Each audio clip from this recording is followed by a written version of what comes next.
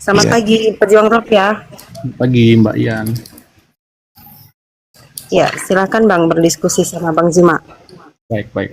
Mungkin Itu saya ada coba membantu memberikan perspektif yang berbeda ya, Bang Juma ya. ya. Iya, silakan. Oke.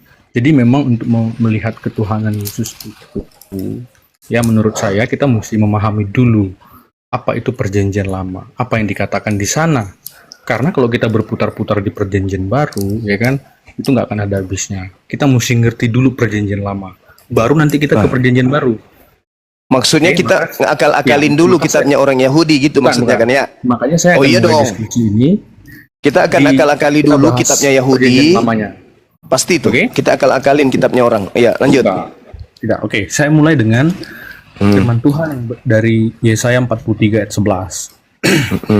Oke, bunyinya begini. Yesaya 43 ayat 11.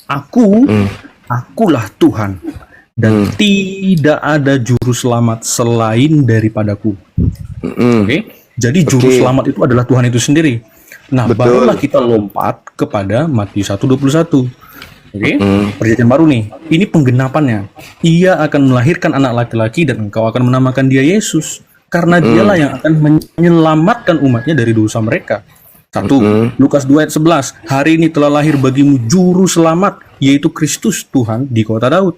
Juru selamat. Kristus Tuhan. Lukas 19 ayat 10. Sebab anak manusia datang untuk mencari dan menyelamatkan yang hilang. Juru selamat. Yohanes 1 ayat 29, ya kan? Pada keesokan harinya Yohanes melihat Yesus datang kepadanya dan ia berkata, lihatlah anak domba Allah yang menghapus dosa manusia. Lanjut, Yohanes 12 ayat 47. Dan jikalau seorang mendengar perkataanku tetapi tidak melakukannya, aku tidak menjadi hakimnya. Sebab aku datang bukan untuk menghakimi dunia, melainkan untuk menyelamatkannya. Perkataan Yesus. Jadi jelas, juru selamat di perjanjian lama tadi yang dikatakan di Yesaya tadi, tidak ada juru selamat selain daripada aku, kata Tuhan. Yesus juru selamatnya, maka dialah Tuhan itu sendiri. Itu cara memahaminya, Bang, gitu. Oke. Boleh enggak saya terapi Anda supaya sehat, jangan gila permanen? Boleh enggak? Silakan. Ya, boleh ya? Anda diam. Untuk membantah semua dalil-dalil kesurupan Anda tadi, Anda baca Kisah Para Rasul 2 nomor 22. Hai orang-orang Israel, dengarkanlah perkataan ini. Yang aku maksudkan adalah Yesus dari Nazaret, manusia yang ditentukan Allah, manusia yang ditentukan Tuhan, dan yang dinyatakan kepadamu dengan kekuatan-kekuatan dan mujizat-mujizat dan tanda-tanda yang dilakukan oleh Tuhan melalui perantaraan Yesus di tengah-tengah kamu seperti yang kamu tahu. Anda melantik Yesus Tuhan. Yesus berkata, aku tidak bisa berbuat apa-apa dari diriku sendiri. Amin. Dia utusan Tuhan. Tidak ada juru selamat selain Tuhan. Yesus hanya jalan menuju kepada Tuhan. Makanya dikatakan dalam Kisah Para Rasul 2 nomor 22, orang-orang Israel harus tahu, yang kumaksud adalah Yesus, seorang yang ditentukan Tuhan, yang dinyatakan kepadamu dengan kekuatan, mujizat-mujizat, tanda-tanda yang dilakukan Tuhan melalui perantaraan Yesus. Siapa yang juru selamat di sini? Yesus atau Tuhan yang mengutusnya? Baik, coba jawab. Sepakat Yesus itu utusan, betul. Ya, Yesus tidak yang melakukan mujizat. Iya, oke, betul. Yesus Sepakat, atau Bang. Tuhannya? Sepakat saya, Yesus itu utusan, betul. Ya, Tetapi Yesus dia itu sebagai juru selamat, Bang. Siapa juru Iya, selamat betul. tadi? Maka kita mesti balik lagi ke Yesaya tadi kan. Siapa juru selamat tadi? Lo iya dong. Ya Allah ya Karim. Akulah Ya Tuhan. Allah, ya. Tidak ada juru selamat selain daripada aku, Bang. Gimana sih? Ya, sekarang Yesus itu Dia diutus ketika menjadi juru selamat. Baik. Tuhan, kan? Coba Anda baca. Benar nggak? Boleh Anda baca Yesaya 19 nomor 20? Paham nggak logikanya? Saya paham kebodohan Anda. Boleh baca Yesaya 19 nomor 20, bacakan saya. Anda yang baca. Berapa? Yesaya 19 nomor 20, silakan. Yesaya ya. Yesaya 19 Iya. 20 ya. Iya. Oke, Yesaya 19:20. Itu akan Siap. menjadi tanda kesaksian bagi Tuhan semesta alam di tanah Mesir. Apabila mereka Ya. berseru kepada Tuhan oleh karena orang-orang penindas, maka ia akan mengirim seorang juru selamat kepada mereka yang Betul. akan Siapa berbuat itu? dan Siapa akan juru selamat di situ? melepaskan mereka. Siapa juru selamat di situ? Yang dikirim ke Mesir siapa juru selamat? Maksudmu Musa? Tapi katanya Tuhan. Bukan. Katanya cuma satu-satunya. Bukan. Tapi katanya juru selamat itu cuma satu-satunya. Bukan. Loh. Bukan, Bang. Gini, Bang. Tadi Ini Anda saya baca. Nah. Hei, sabar dulu. Anda Baik, tadi baik. saya bacakan kisah para rasul. Di situ Yesus sebagai perantara. Anda kembali ke Yesaya dong. Itu kan cuma satu-satunya Ya, juru selamat. oke, Itu kan baik. Tuhan itu sendiri. Boleh Berarti saya yang jelaskan? datang ke Mesir. Hei, diam dulu. Berarti yang datang ke Mesir sebagai juru selamat itu siapa? Yang datang sebagai juru selamat. Ya, di Mesir siapa? Oke, Tuhan mengutus Musa, betul. Berarti juru selamatnya siapa? Oke, boleh saya jelaskan? Juru selamatnya siapa? Boleh saya jelaskan nggak? Juru selamatnya siapa? Enggak. Makanya biar paham. Inilah perbedaan kami dengan Yahudi. Udah, kau turun. kamu paham. Nggak ada jurus tipu di sini. Nggak ada jurus tipu menipu di sini.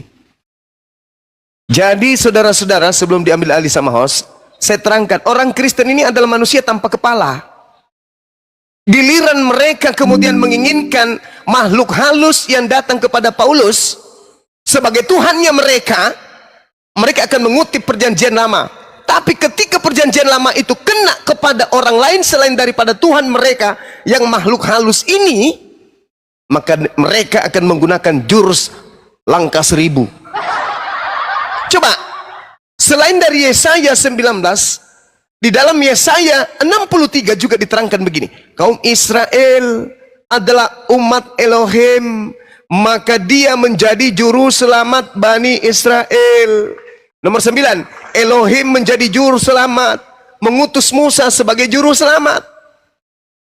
Di dalam Kisah 13 nomor 23, Tuhan mengutus Yesus sebagai juru selamat bagi Bani Israel.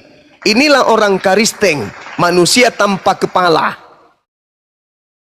Maksudnya manusia tanpa akal. Itulah Kristen. Kalau berbicara mengenai agama Kristen, maka seketika Kristen itu, apapun titel pendidikannya, pasti mereka tak berkepala, tapi punya mulut doang. Saya bacakan ya, teman-teman. Saya bacakan di dalam Kisah Para Rasul 13 nomor 23. Tolong didengarkan baik-baik. Saya bacakan biar semuanya bisa ingat kembali pengajaran-pengajaran kita yang kemarin. Dan dari keturunannya lah, sesuai dengan yang telah dijanjikannya, Allah telah membangkitkan juru selamat bagi orang Israel, yaitu Yesus. Nabi Musa, Yesaya 19:20, Elohim membangkitkan juru selamat bagi Bani Israel di tanah Mesir bernama Musa.